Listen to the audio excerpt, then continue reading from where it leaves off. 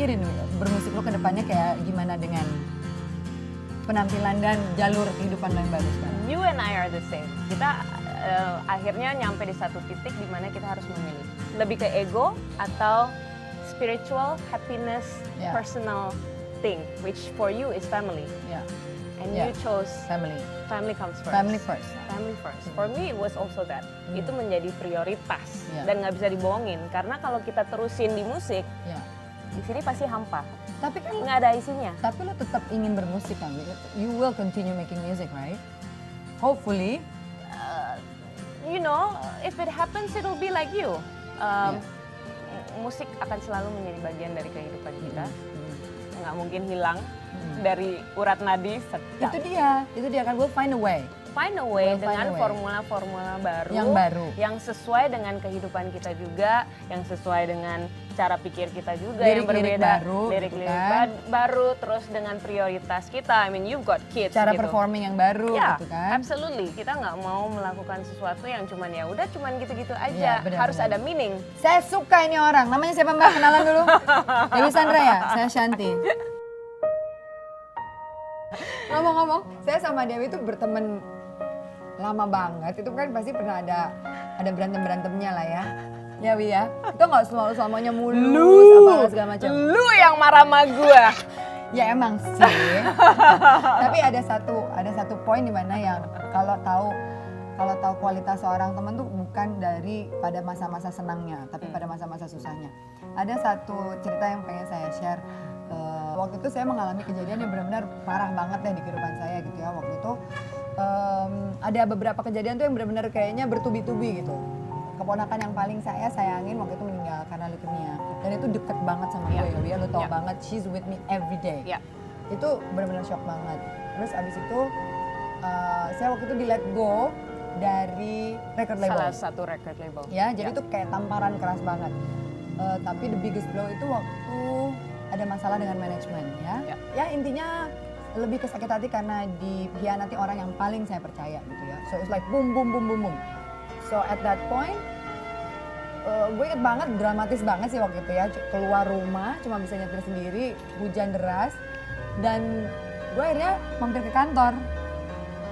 Telepon Dewi, nangis sesenggukan duduk di depan meja di teras. Gue gini, wih, nggak ngomong apa-apa, cuma wawi. Tuh, gue mau ngomongin aja nangis.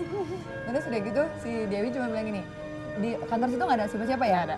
Terus dia bilang, lo di mana? Di kantor lo gitu.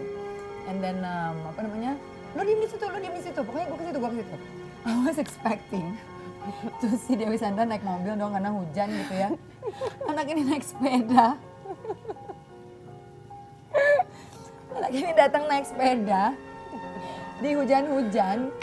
Itu saya lihat sendiri ya, pas sepedanya mau masuk parkiran manajemen itu ada Metro Mini sebelahnya gitu. Kalau dia kesambut gimana Dewi gitu kan. Tapi itu buat gue tuh dia benar-benar she will be there.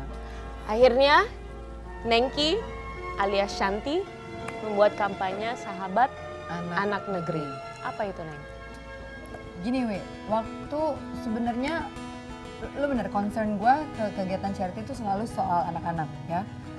Dari dulu sebelum nikah pun ada rasa ingin menyelamatkan anak-anak jalanan gitu karena I don't know, itu makhluk-makhluk kecil yang bermuka kayak angel itu kayaknya kok nggak pantas ada di jalan. Malaikat dulu, tidak berdosa. Iya, kenapa harus hidup di jalan gitu.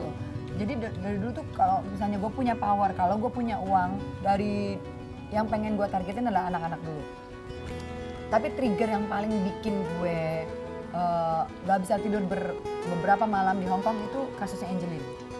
Kasusnya Angelina itu benar-benar pas gue baca, itu tuh benar-benar yang how could this happen again and again and again di negara Indonesia gitu, bikin marah. So Sahabat Anak Negeri ini adalah kumpulan teman-teman yang benar-benar mau mendedikasikan waktunya untuk bikin awareness bahwa oke, fine, kekerasan itu masih terjadi juga. Kontrol dari hukum, kontrol dari polisi masih lengah. So what can we do? We are the control. Society is the control. Kita semua yang ada di sini. Makanya kampanye kita adalah Take Action Report. Itu aja dulu. Awareness dulu. Itu jadi laporannya ke kita Wi sekarang. Oke.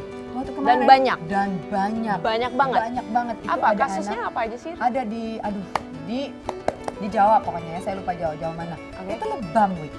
Umur 4 tahun lebam ungu segini. 4 tahun. Yang laporin That's like tetangganya. Juno's age. Exact. Karena itu dipukul ayah angkatnya. Jadi dia ambil fotonya terus di tag ke Instagram kita. Wah, langsung itu kita bikin rame. Jadi dari kita laporin ke Komnas. Dari Komnas langsung ada yang ke sana dan ternyata sudah langsung di handle Polda daerah. Nah, maksud gue polisi daerah. Ya. Nah, maksud gue gini, itu kan bagus ya. Ya. Mereka ambil foto, di tag ke kita. Ya. Jadi ada kita nih, sahabat anak negeri yang bisa follow up kalau kamu nggak tahu mesti lapor kemana. Ada kita nih yang bersedia benar-benar bantu take your reports and we will really take action.